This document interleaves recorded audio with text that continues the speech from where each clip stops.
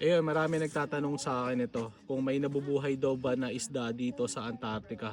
Siyempre, di ba napapanood nila yung mga video ko, tapos nakikita nila puro yelo yung dagat. Siyempre, nagtataka sila. So ngayon, papakita ko sa inyo, meron ditong amphipods. Parang isang uri ng shrimp. Ayan o, kita nyo. Mga lumalangoy. Akala ko nga isda. Ang dami nila.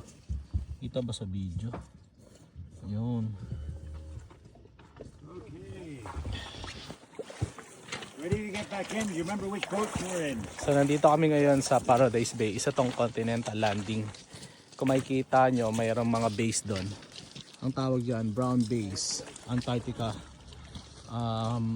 Argentinian base. Dito may mga penguin, seal. Ayan. So yun, balik tayo sa tanong kung may nabubuhay daw ba na isda dito. Meron po. Marami pong klaseng isda dito sa Antarctica. At sa susunod na mga video ko, tatalakayin natin yan. Maraming salamat.